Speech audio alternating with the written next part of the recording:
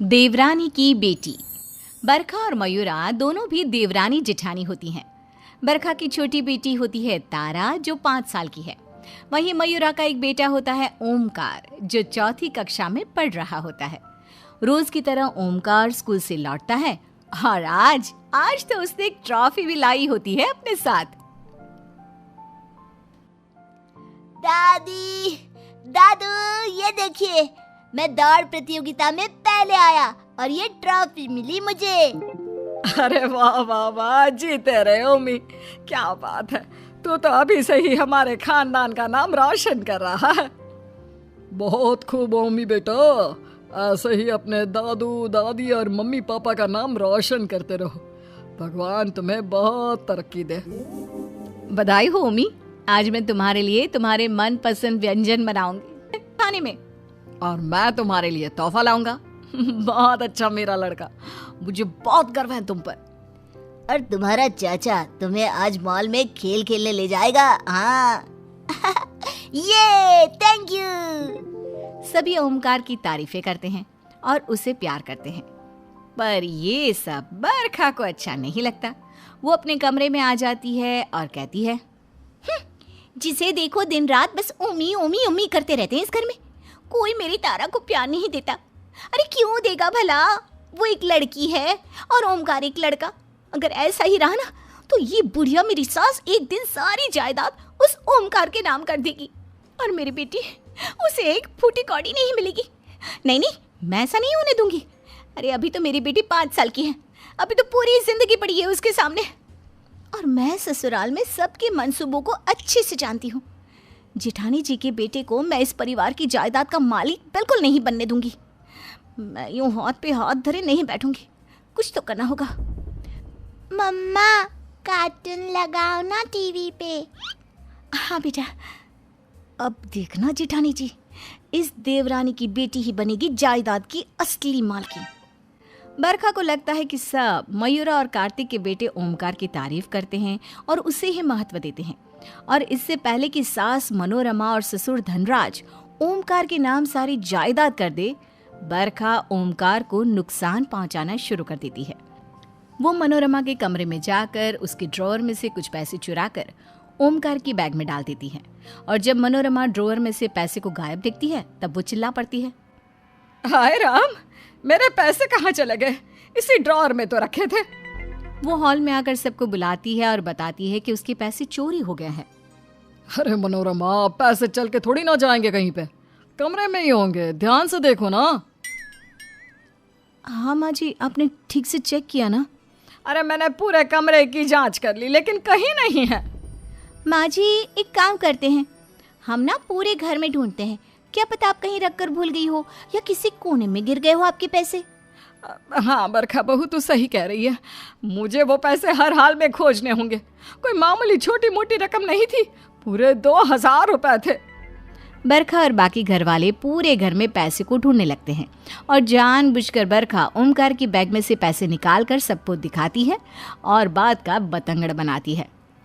हे भगवान, ये पैसे तो ओमी के बैग में से मिले। इसका मतलब ओमी ने पैसे चोरी किए थे। ओमी, तूने पैसे चुराए? ये उम्मीद नहीं थी तुझसे बेटा। हाँ ओमी, बहुत गलत किया तूने।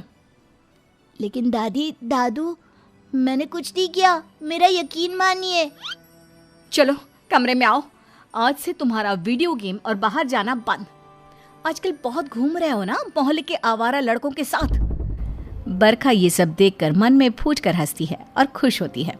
एक बार बरखा मनोरमा के सूप में मिर्च मिला देती है और फिर ओमकार को रसोई में भेजती है, ये कहकर कि सुनो ओमी बेटा, किचन में ना एक सूप रखा है कढ़ाई में, बस देख के आओ ना कढ़ाई ढकी है या खुली। ठीक है चाची। ओमकार जब रसोई में कढ़ाई ढकने जाता है, तभी वहाँ मनोरमा आ जाती है। क्या कर रहा है तू यहाँ? पढ़ाई लिखाई छोड़ दी है क्या तूने? जाकर पढ़ाई कर। मनोरमा सूप को चखती है और उसे इतना तीखा लगता है कि वो चीखते चिल्लाते हुए नाचने लगती है।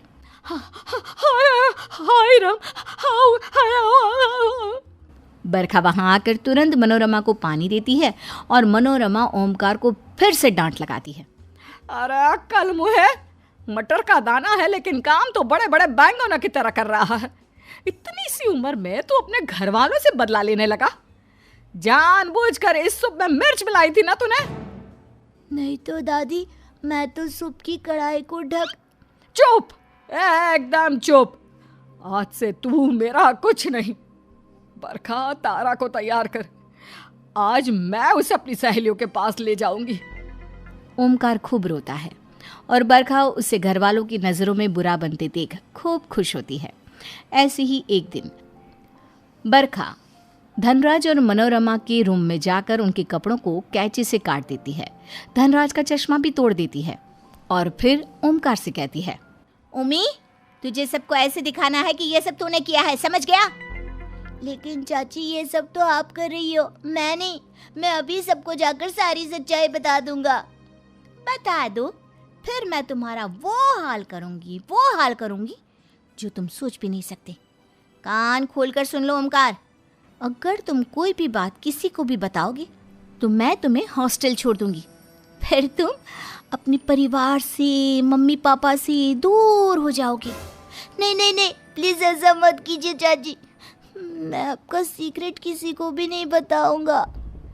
बेचारा ओमकार ऐसे ही हर बार बरखा के रचे जाल में फंसता जाता और घर वालों की नज़र में बुरा बनने लगता।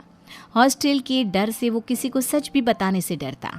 एक रोज़, ये लो, ये तेल है, इससे फर्श पर जाकर गिराओ और फिर जब तुम्हारी दादी आएगी तो वो फिसल कर धड़ाम से गिर जाएगी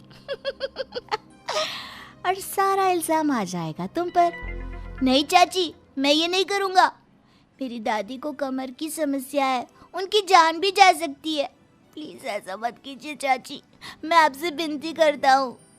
चुप, अगर तूने ऐसा नहीं किया तो मैं तुझे सच में हॉस्टल छोड़ दूंगी, वो भी आज के आज। उतने में वहां मनोरमा आ जाती है। बरखा, तेरी हिम्मत कैसे हुई मेरे पोते के साथ ये सब करने की? वो तो अच्छा हुआ जो मैंने सारी बातें सुन ली। ओमकार झट से मनोरमा के गले लग जाता है। सभी घर वाले इकट्ठा हो जाते हैं और बरखा बहुत घबरा जाती है। क्या हुआ मनोरमा? ये कुलक्षणी हमारे ओमी को भड़का रही थी। पिछले कुछ दिनों से जो कुछ भी हो रहा है, इसका इल्जाम हम ओमी पे लगाते आए। दरअसल उस सब के पीछे ये है। ये सुनकर सभी हैरान और भौचक्का रह जाते हैं। हाँ हाँ, है मेरा हाथ, मैंने ही किया है ये सब। आप सब सिर्फ और सिर्फ इस ओमी के ही गुणगान गाते रहते हैं, इसे ही प्यार, लाड, दुलार और स्नेह देते हैं, और मेरी बेटी इसे कुछ भी नहीं। इसी बात से चिंता होने लगी मुझे कि ऐसा ही चलता रहा तो आप पूरी जायदाद, पूरी प्रॉपर्टी ओमी के नाम कर दोगी और मेरी बेटी वो खाली हाथ रह जाएगी। और इसी बात को ध्यान में रखकर मैंने अपना लक्ष्य बना लिया कि अब मैं ओमी को आप सबकी नजरों में इतना बुरा बना दूंगी कि माँ जी और पापा जी उससे जायदाद तो दूर की बात, उससे बात भी ना करे। बरखा बहू, ये तुमने बहुत गलत किया।